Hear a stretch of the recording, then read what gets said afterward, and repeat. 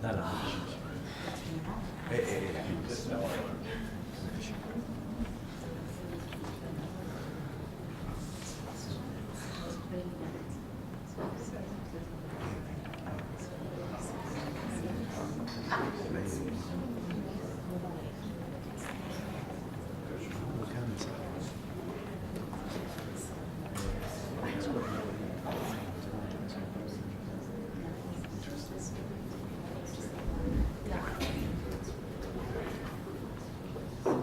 Start?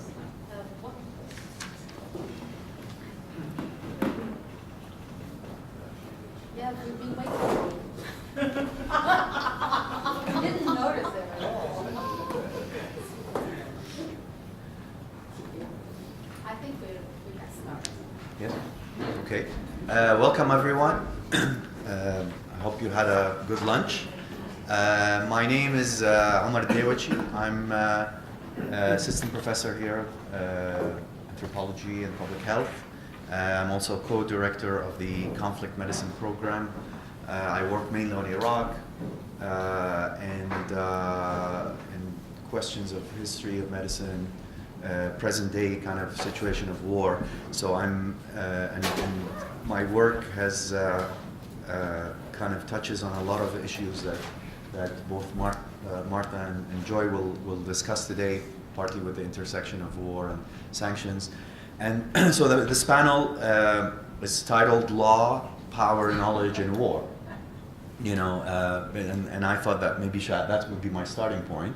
It's always kind of interesting to think about power knowledge. We always, you know, at least in the last 30 years in academia, the Foucault effect has made us all use this term power knowledge, and it's interesting. It's bookended by the terms law and war, and of course we know that one of the things that recent kind of interventions in that questions of power knowledge was the bringing back the law into these questions that probably were left out, but in that analysis.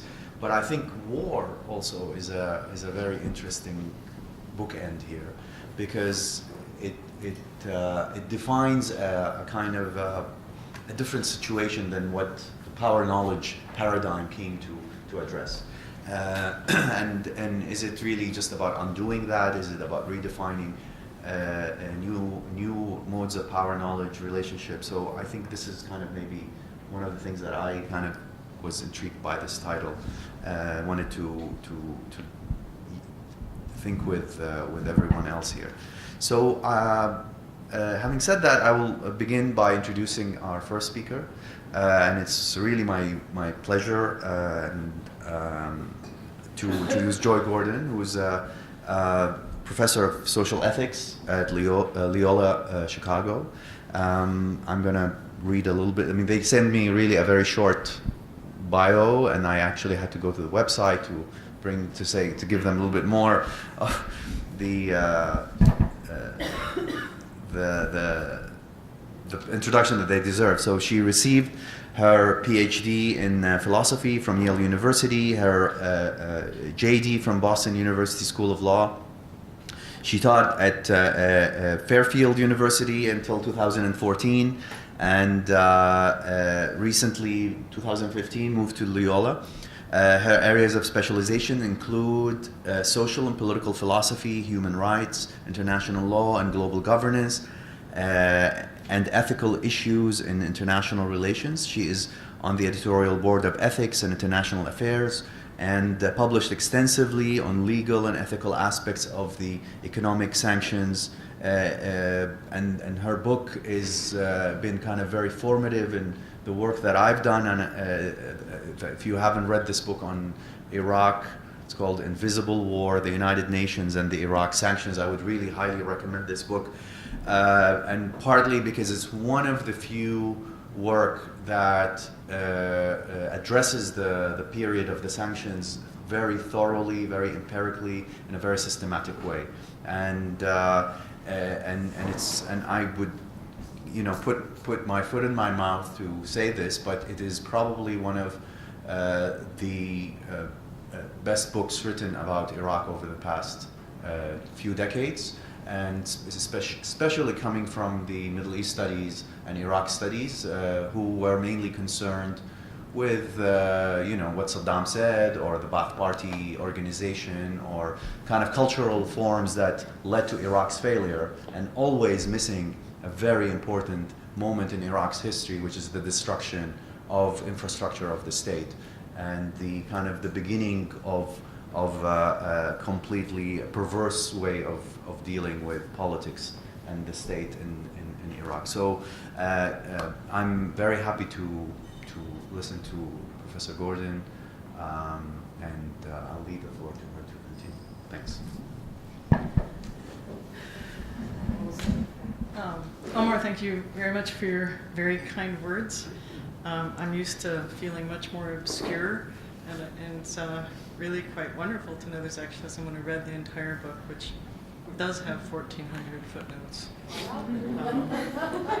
I am very grateful to Martha, to Karim, and to Rima for inviting me here. I am very excited to be here. It's just such a pleasure to meet so many people, and I hope to have many ongoing discussions with many of you long after this conference ends. It's sometimes said that 1990 marked the beginning of a period of activism in the UN Security Council.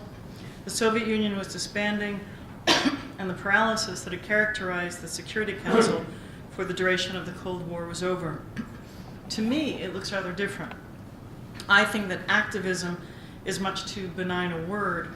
I would rather say that it was a moment when the most powerful institutional machinery in the history of humanity suddenly became available to the one remaining superpower without the political balance of power that had existed to date. That was found in the constitutional power in the United Nations Charter, that under Chapter 7, the Council was authorized to determine what constituted a threat to international peace and security, and to then respond in whatever way it saw fit. Under Chapter 7, the Security Council has the authority to determine whether a situation constitutes a threat to international peace and security. Once it makes this determination, its options, quote, may include, close quote, severing diplomatic ties, economic sanctions, and the use of force. Nowhere does the Charter clearly say what measures may not be taken. The Charter does not say, for example, that the Security Council cannot engage in genocide or human rights violations. Once the Council decides what action should be taken, every member of the United Nations is obligated to participate in their enforcement. If it does not, then that country could in turn be the target of actions by the Security Council. And what if the Security Council does require the member states to engage in an atrocity or other human rights violation? Then there is no avenue under the Charter for any country to question the legitimacy of the Council's actions or to decline to participate. All in all, this is the most powerful institutional machinery for the use of force that we could even imagine. During the Cold War, there was little concern that the Council might abuse its powers. Because the Council was effectively paralyzed, there was simply very little that it did at all. In the first 50 years of its operation, the Council adopted a total of about 600 resolutions and applied Chapter 7 measures only in 2 situations. By contrast, since 1990, there have been another 1,600 resolutions and 1,600 resolutions and dozens of Chapter 7 resolutions. Clearly, the Council is no longer paralyzed, but in the early 1990s, it was more than that. The Council was rather directly a tool for the US and UK with the support of France. Russia was in no position to provide any opposition, and China had no interest in doing so. It was in this context that the comprehensive sanctions were imposed on Iraq with devastating effects. As everyone here knows, the bombing campaign of 1991 destroyed or crippled all of Iraq's infrastructure, and the sanctions for the next 13 years prevented Iraq from rebuilding. The public health impact was severe, with widespread malnutrition and ongoing epidemics of cholera and typhoid. That was for Rima's benefit. In my view, that episode was fundamentally an experiment in the use of the extraordinary machinery provided to the Council. Iraq did invade Kuwait, but the Council's response was unprecedented. It has always seemed to me that the sanctions against Iraq, which were shaped at every juncture by the US, had little to do with Iraq and had everything to do with testing out the tremendous new powers that were suddenly available to the U.S., which controlled the Security Council largely unopposed from about 1990 to 1993 or 1994. I would mention that there were 2 elected members on the council during a couple years of that period who were extremely vocal in their opposition, Cuba and Yemen. Yemen refused to support one of the critical early resolutions against Iraq. In retribution, the U.S. ambassador was heard to tell the Yemeni ambassador, quote, "That is the most expensive no vote you will ever cast." Within days, Saudi Arabia had expelled massive numbers of Yemeni workers, and a loan that had been offered by the U.S. was immediately withdrawn. Within the Security Council committee that oversaw the sanctions on Iraq, Yemen was consistently vocal in raising humanitarian concerns and criticizing the absurd and extreme measures, typically joined only by Cuba. As I'm sure everyone here today knows, the sanctions against Iraq were comprehensive, initially blocking all exports and all imports except medicine. Once the humanitarian impact became apparent, by March 1991, this was undeniable. What followed for the next 12 years was a constant back and forth in which UN agencies such as UNICEF would demonstrate the tremendous humanitarian damage being done by the Council's decisions. This created political pressure within the Council, and then within the Council, the US and the UK would agree to a humanitarian compromise. But in all cases, the US and UK would then look to find a way to undermine that compromise. So there was always a certain dynamic within the Council involving, or at least the most extreme members of the P5, who had an agenda that entailed tremendous humanitarian destruction, yet did not want to be seen as being responsible for this, or sought to use the Council as a way of globalizing what were in fact unilateral national policies. I think that what we've seen in the Iraq sanctions and since then is the evolution of these devices. What I'd like to do first is discuss some of these in the context of the Security Council measures on Iraq and Iran. Then I'll look at how some of these devices have come into play in the context of Saudi Arabia's attacks on Yemen. First, unilateral interpretation. We saw this very explicitly in the case of Resolution 688, which concerned the relief efforts in Iraq to deliver aid to refugees and to internally displaced populations. In paragraph 6, the resolution, quote, appeals to all member states and to all humanitarian organizations to contribute to these humanitarian relief efforts. Everyone heard that? Yes. Okay. This was the language cited as the authorization for the no-fly zones, imposed and enforced by the US and UK, joined by France from 1991 to 1998. Invoking that language appeals to all member states and to all humanitarian organizations to contribute to these humanitarian relief efforts. Invoking that language, these countries flew an average of 34,000 bombing sorties per year while enforcing the no-fly zones, showed little success in achieving the stated goal of protecting relief efforts and impeding human rights violations, and caused a considerable number of civilian deaths from bombings. Yet the language of the Security Council resolution says nothing about no-fly zones, and the actual imposition and enforcement of those zones had little relation to the rationale, human rights violations, and the delivery of humanitarian relief by which they were justified. Second, proxy authorization. Since the early 1990s, we have seen the development of proxy authorization, where the Security Council, invoking Chapter 7, quote, calls upon member states, close quote, to enforce a naval blockade, prevent smuggling, and so forth. In the case of Iraq, there was a multinational interception force, MIF, ostensibly representing the international community, but which was in fact almost entirely simply the US Navy with a British deputy commander, and insignificant participation from a few other countries. Singapore or Japan or South Korea might contribute, I'm overstating it a little bit, but let's say they might loan a kayak for 2 weeks. I'm overstating it a little bit, not really by very much. And so it was called multinational interception based upon that. All control which ships would be stopped and inspected, what would happen to their cargoes, was entirely within the hands of the US commander and the UK deputy commander. Yet this was framed as an international force acting on behalf of the Security Council. If these national naval forces had done these acts in their own name, it would clearly constitute aggression. But the very broad proxy authorization seems to, in effect, grant powers of global governance to individual countries. We also saw in this case the clear entanglement of the international forces on behalf of global governance with the national agenda of the dominant forces.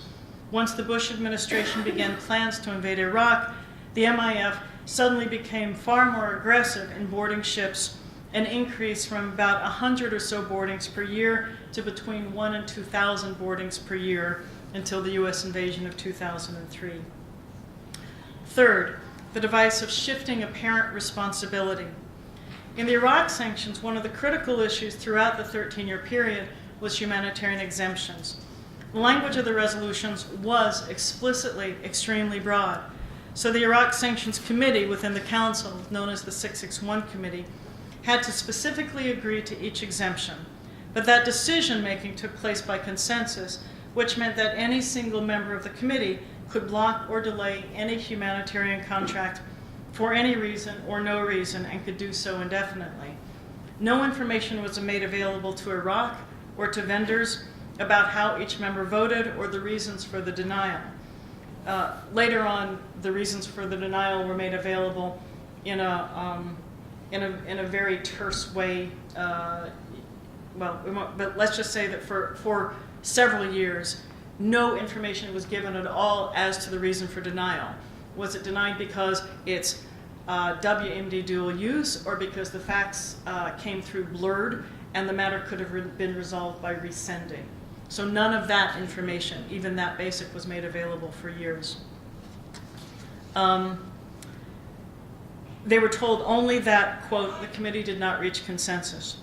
Consequently, it was not possible to pinpoint responsibility for the decision-making. Once that information came to be known, through disclosures by UN officials and others, criticism was targeted directly at the US and UK, which were the only countries responsible for blocking billions of dollars of urgent humanitarian goods. In response, the US and UK tried to implement what was described as a smart sanctions proposal. In fact, it was simply an effort to get the entire 661 committee to adopt as its own the US's very extreme standards that resulted in such massive denials.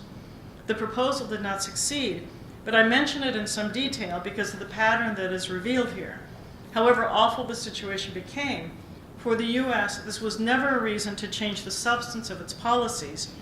What we did see, however, at each juncture was the emergence of a new means by which the US, and to a lesser extent the UK, sought to obscure their pivotal role in the humanitarian crisis. 4. Deliberate ambiguity in the language of the resolutions. In the Security Council resolutions imposing sanctions on Iran, there was opposition on the Council to measures that would be indiscriminate and devastating to Iran's economy, such as cutting off access to Iran's central bank. At the same time, in Europe and elsewhere, there would have been political opposition for unilateral national measures along these lines. So the US and the, quote, like-minded nations, Canada, Australia, Japan, and a few others, put together a deliberate plan to engage in what they called constructive ambiguity. I did not make that up. That is actually their term, and they use it with some pride. When it was explained to me by someone at UN, he said, I'm the one that I just can't tell you how pleased they are with themselves for the whole constructive ambiguity business.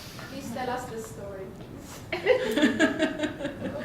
Well, there's this term, exercise vigilance, and I'll discuss that in a minute. And I called someone at USN and I just said, I'm very curious. This is a very vague phrase. I don't know what that means, exercise vigilance. I exercise vigilance when I cross the street. What does that mean, exercise vigilance? And he said, oh, I'm so glad you asked me about that. No one's ever asked me. I'm the one who came up with that. And we did that so that those countries that want to impose very hard sanctions, like us, don't feel they have the political ability to do it. So we put that in there so that they could invoke that when they then impose sanctions that otherwise they politically wouldn't be able to do. He said, we call it constructive ambiguity. I'm sorry, I apologize for being excessively snarky. In several key resolutions, the US and UK incorporated vague phrases such as, member states are encouraged to exercise vigilance in their dealings with Iran's central bank. The EU and others then claimed that this constituted a mandate from the Security Council to exercise vigilance by severing ties with Iran's central bank. Meanwhile, the Security Council could maintain that it had never imposed such a requirement. The deliberate ambiguity of the language was a device that made it possible to impose severe and devastating measures in a way that neither the EU nor the Security Council could directly be held responsible for. In the case of Yemen, we see several similar devices. First, deliberate disparities and vagueness in the language of the resolutions. In 2216 and 2266, from April 2015 and February 2016, there's a clear disparity in the language regarding the expectations of the parties. The resolutions use very explicit language in condemning the Houthis and Saleh, quote, condemning, deploring, expressing alarm, and similarly uses strong language in referring to all Yemeni parties. The language that would seem to apply to the Saudi-led coalition, first, does not refer to them explicitly. Second, uses much milder language, reiterating its call for all parties in Yemen to adhere to resolving their differences through dialogue, quote, unquote, reaffirming the need for all parties to comply with their obligations under international law, including international humanitarian law. So language is clearly softer, it's not explicit. It's not exactly the same thing as the vague language, but it clearly sets up a separate standard. Second, the scope of the mandate of UN observers. It's been standard for many years to establish a panel of experts for each sanctions regime to work with and under the direction of the Security Council Committee charged with overseeing the implementation of the sanctions. In general, the expert panels have had no mandate to report on humanitarian matters, especially the humanitarian effects of the Security Council measures themselves. In addition, they are generally not qualified to. These panels generally include experts in weapons, finance, and so forth, but almost never have any experts in humanitarian matters equipped to document public health impact, impact on women, etc. The expert panels regarding Yemen have in fact consistently had experts in international humanitarian law, but the coalition members have refused to cooperate with the panel. In response to the panel's inquiry concerning civilian casualties from coalition airstrikes, the coalition members simply provided a statement that they were in compliance with international humanitarian law and had taken measures to minimize civilian casualties, without providing any specifics or documentation. They also claimed that they were acting on the request of the Yemeni government, and therefore their acts did not fall within the panel's mandate. The panel has contested this interpretation. But because it's subordinate to the Security Council, it has no independent capacity to compel compliance. Third, proxy authorization of the Saudi-led coalition. We see the Security Council's proxy authorization of the coalition in a way that resembles, I think, its authorization of the MIF in Iraq. Resolution 2216, quote, decides that all member states shall immediately take the necessary measures to prevent or the direct or indirect supply of military goods to Saleh and others on the list. It also calls upon member states, in particular states neighboring Yemen, to inspect all cargo to Yemen in their territory, including seaports and airports. However, so this seems quite open-ended. However, at least on its face, the language of the resolution is not open-ended. The member states are only supposed to act if a state, quote, has information that provides reasonable grounds to believe that the cargo contains military goods. In addition, the resolution says that these processes must be, quote, in accordance with international law. It also requires that member states promptly provide a written report after inspecting vessels containing in particular the grounds for the inspections. Thus, the Council authorizes Saudi Arabia to act on its behalf, but ostensibly with limitations as well as oversight by the Sanctions Committee. This proxy authorization then justified the naval and aerial blockade by the coalition that followed the airstrikes that began in March 2015. The blockade then worsened the humanitarian crisis resulting from the war, since Yemen imported 90% of its food and 85% of its medical supplies. In part because of the coalition inspections, ships would be held up for 4 to 6 weeks. By June 2015, imports into Yemen had dropped by 85%. Clearly, this went well beyond the scope of the resolution. At the same time, the oversight mechanism failed entirely. The coalition only provided one inspection report in June 2015, and that was of some air cargo, nothing of the shipping. The Council took no measures in response to order the coalition to comply. However, the Secretariat took steps to set up UNVIM, the UN verification and inspection mechanism. Shipping companies would notify UNVIM of vessels not under government control, and UNVIM would then either clear them or flag them for inspection. Thus, the role of the coalition would be diminished. An agreement to establish UNVIM was reached in August of 2015. However, the cost of setting up UNVIM was $8 million to be provided by donors, including the U.S. The actual operation was then delayed because of disputes with the Saudis and the government of Yemen, but also because the U.S. was slow to release its contribution. So UNVIM did not actually begin operating until May 2016. By August, UNVIM had processed nearly 200 vessels, found grounds to inspect only 10, and provided reports on the reasons for each of those. So as soon as it's no longer self-reporting, self-monitoring, self-interpretation of the scope, as soon as there's some entity that's not the coalition itself, you see a very different practice in terms of the speed by which the ships are processed and how many are actually singled out for inspection, whether there are actually reasons that are given for the inspections.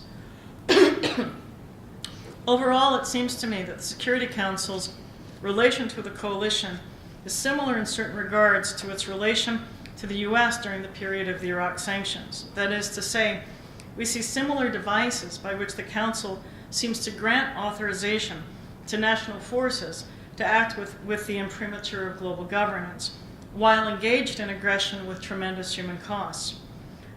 There appear to be restrictions and accountability with regard to these authorizations, but in fact, these prove to be quite meaningless.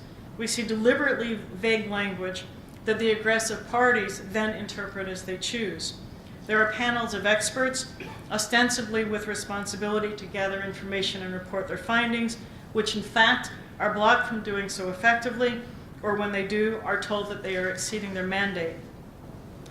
It seems that these devices serve a critical function in both legitimizing and deflecting responsibility for acts of violence that would certainly constitute war crimes if they had been clearly committed by national governments. All of this is possible in large measure because there is no judicial review.